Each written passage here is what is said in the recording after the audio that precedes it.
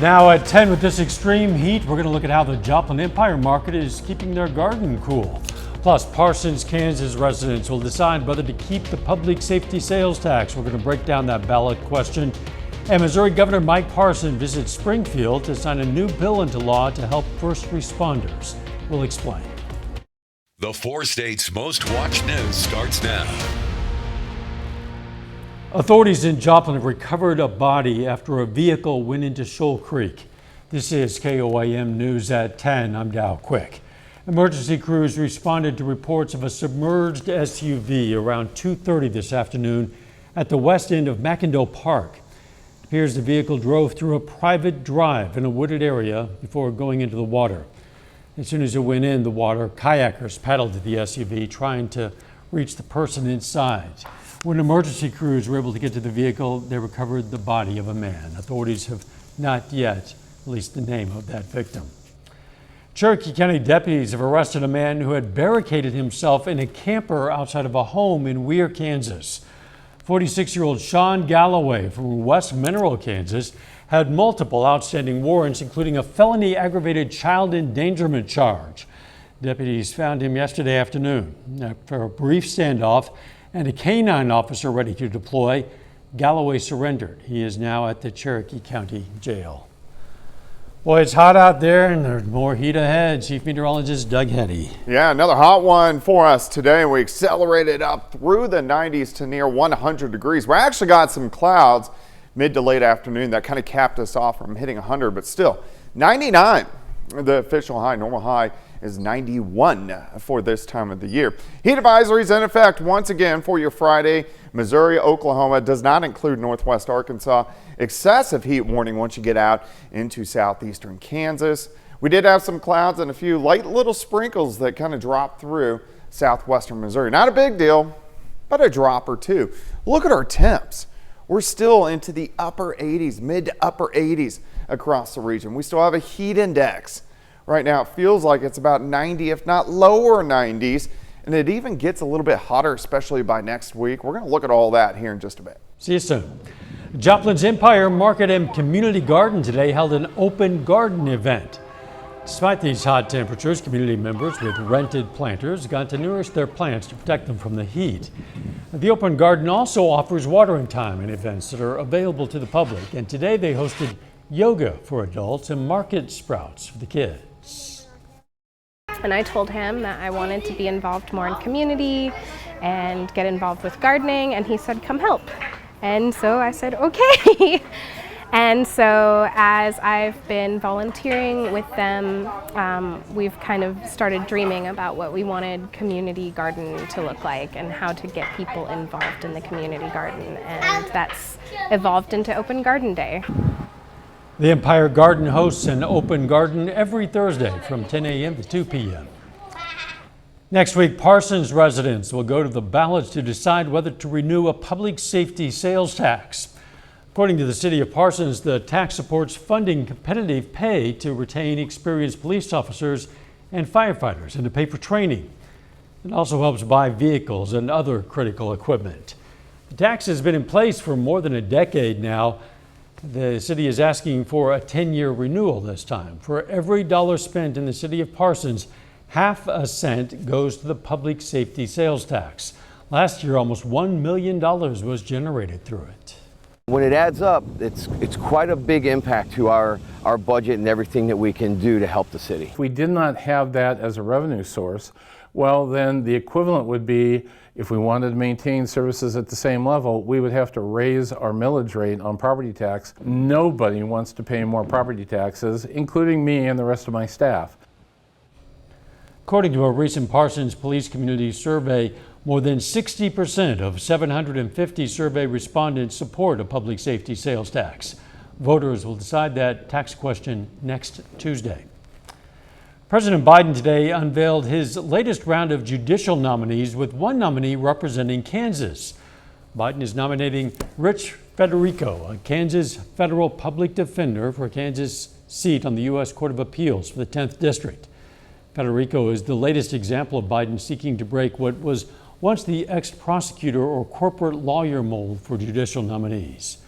He joined the Kansas Federal Public Defender in 2017 after working as an assistant federal public defender in Portland, Oregon.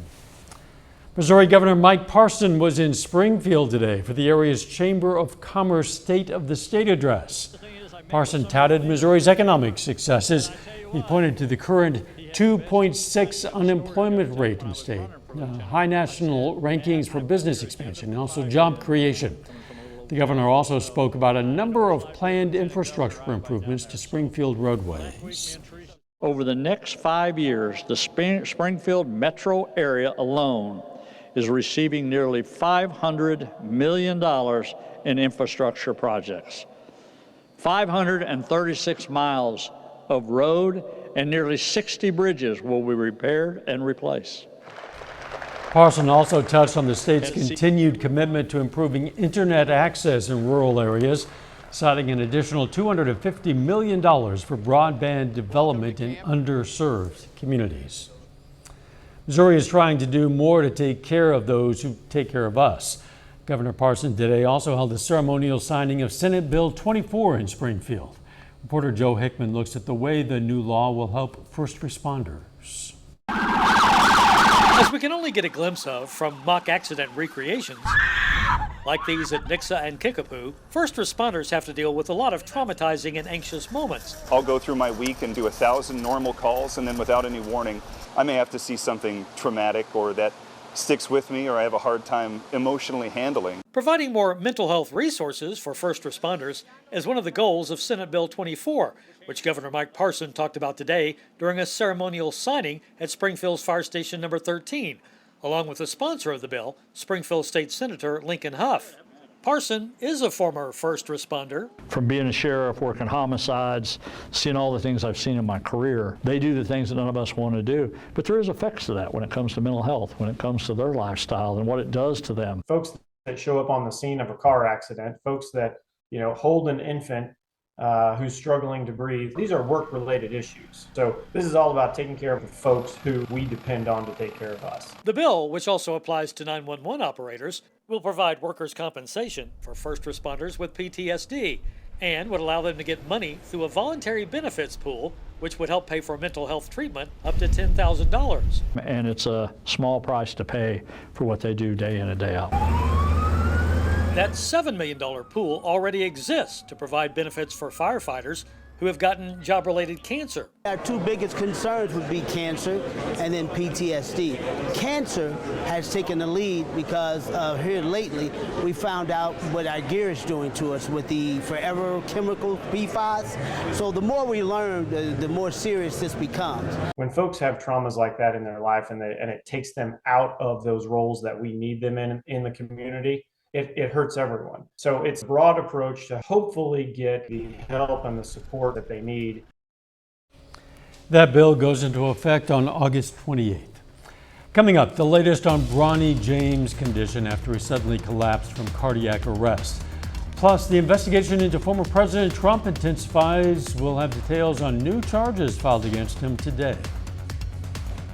The government unveiled new charges against former President Donald Trump today in the classified documents case against him. At the same time, there are signs another indictment against Trump could be approaching over his actions following the 2020 presidential election. Reporter Skylar Henry has the latest on the investigation. Special counsel Jack Smith unveiled new charges against former President Donald Trump in the classified documents case. In the grand jury's updated criminal indictment, Trump now faces accusations that he and aides asked a staffer to delete camera footage at his Florida estate in an effort to obstruct the investigation. Trump was also charged with a new additional count of willful retention of national defense information. A Trump spokesperson said the new charges are nothing more than a continued desperate and flailing attempt by the Biden administration to harass President Trump and those around him and to influence the 2024 presidential race. A third defendant, Carlos de Oliveira, a worker at the property, was charged Thursday, along with Trump and his valet. Oliveira's attorney declined to comment. Campaigning in Iowa, Florida Governor Ron DeSantis, who is challenging Trump for the GOP nomination, was asked if Trump's legal troubles should disqualify him. At the end of the day, voters make that decision. The problem is we've seen political indictments. Separately on Thursday, sources tell CBS News that attorneys for the former president met with officials at the special counsel's office investigating Trump's actions following the 2020 election. On a social media platform, Trump wrote, quote, "My attorneys had a productive meeting with the DOJ this morning, explaining in detail that I did nothing wrong, was advised by many lawyers, and that an indictment of me would only further destroy our country." Skyler Henry, CBS News, Washington. Today's move brings the total number of charges against Trump in that classified documents case to 40. Bronny James has been released from the hospital after being treated for cardiac arrest. In a statement, a physician at Cedars-Sinai Medical Center says the 18-year-old is now resting at home. James is an incoming freshman for the university's basketball team and had suffered a cardiac arrest during a practice on Monday. 2 key cardiac screenings he had recently both came back normal. Meanwhile, his father, basketball great LeBron James, took to Twitter today and thanked fans for their support. A little later, KOAM gives folks the chance to trade in their old tattered flags. Plus, of course, the heat is going to be sticking around. What about some rain chances? We're going to look at that coming up.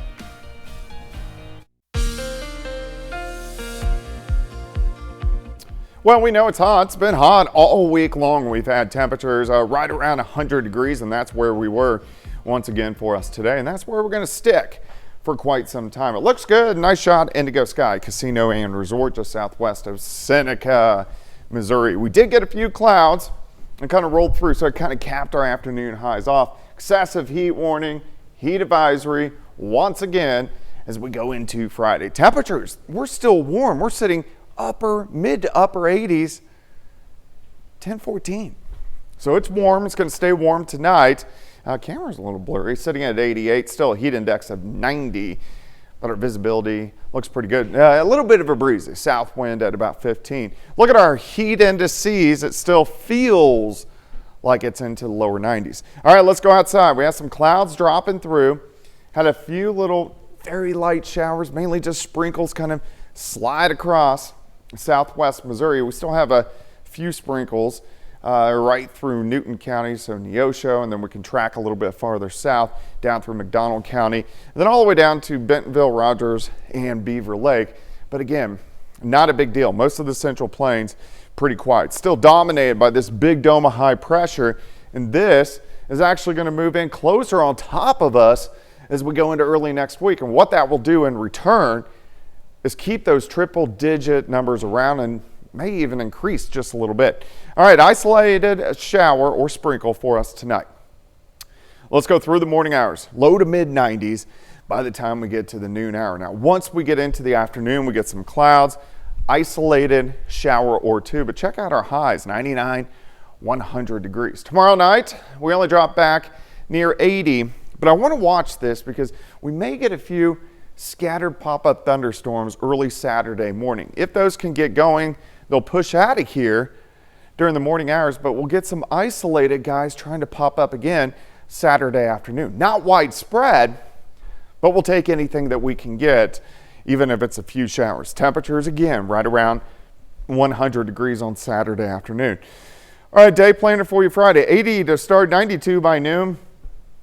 98 at 4 p.m. High temp 101. Heat indices again 105, 106 for us tomorrow. Heat indices on Saturday 105, 106. So if you are going to be outside, drink plenty of fluid, sunscreen of course, and watch the pets. The pavement's very, very hot on their little paws.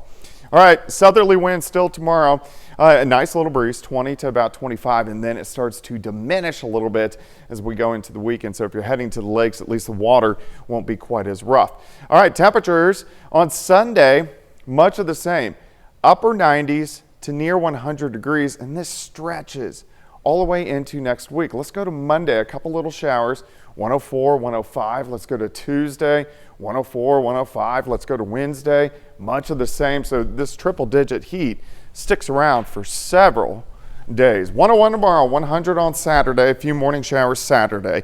Possible alert days Monday, Tuesday, Wednesday, just because the heat continues to increase. A little bit of a relief. It's still hot, but down into the 90s late next weekend. Down into the 90s and the upper 90s. Yes, Yeah. there you go.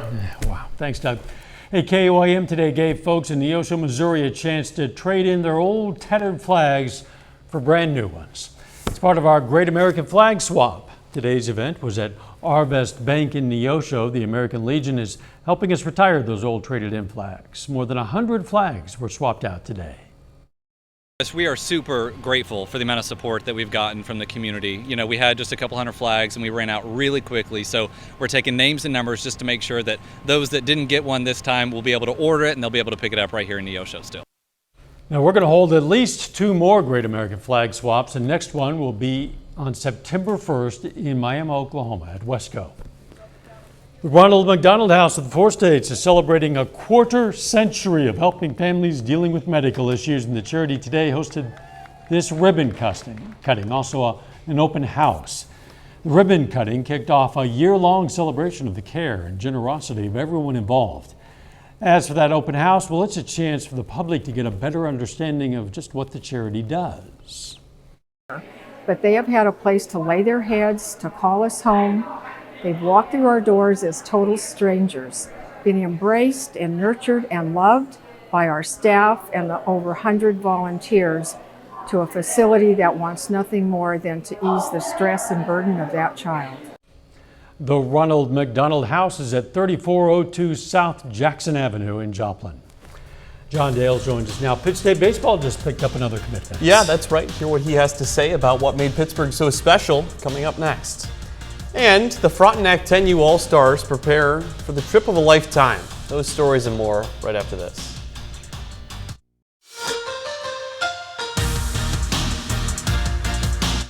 Hey, welcome into sports. I'm John Dales. The Frontenac Baseball 10 and Under All-Stars are state and regional champions, which gives them a berth in the Cal Ripken World Series in Indiana.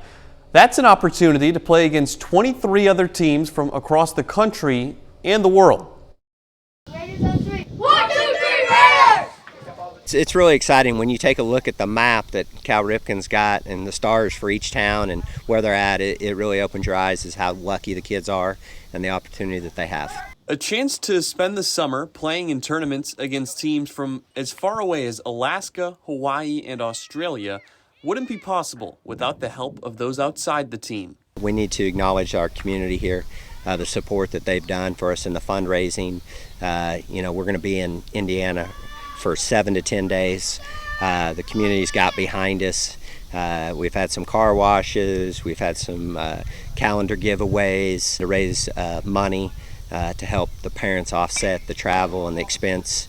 Ultimately, that hard work of fundraising and practicing in 100-degree temperatures is so that the players can make memories that'll last a lifetime.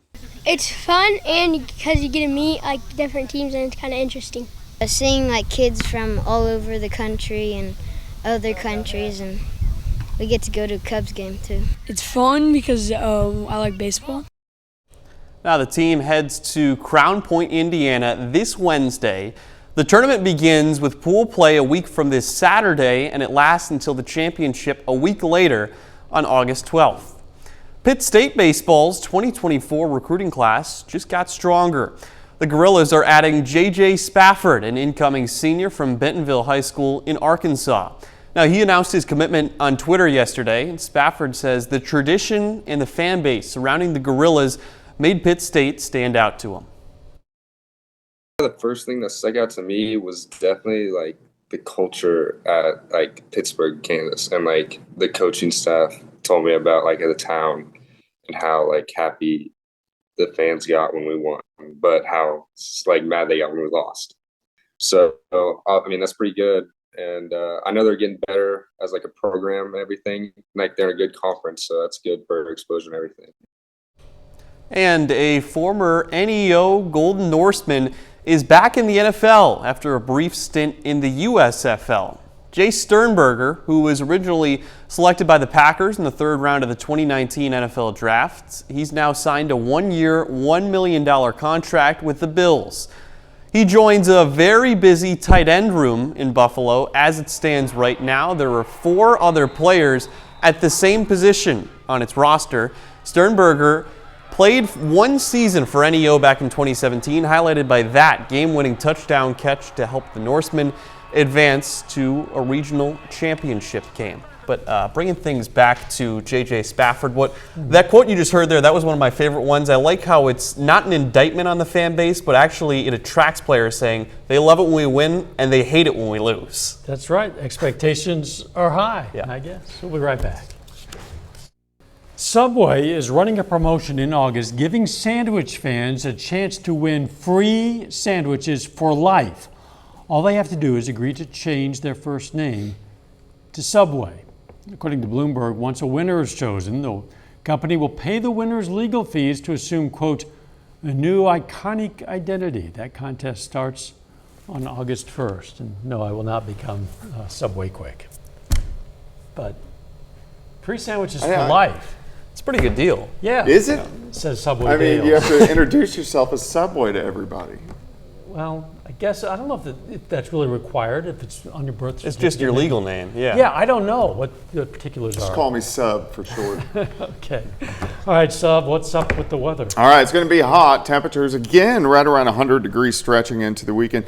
Some hit and miss storms, especially late tomorrow night into Saturday morning. That's our best chance, and it's not even that good of a chance, but we'll keep our fingers crossed. Final sports note. Cubs-Cardinals rivalry is alive and well. First inning of tonight's game between the two of them, Wilson Contreras from St. Louis gets hit with a backswing. He leaves the game with injury, so the Cardinals pitcher throws at the Cubs batter with the next pitch. He gets ejected in the first inning of the game. Doesn't matter if the Cards are out of it. They still have that rivalry going. We're going to leave you with a beautiful view from our Joplin Tower cameras before 9 this evening. That magnificent sunset many of you, I'm sure, saw and appreciated. Let's make it a great tomorrow.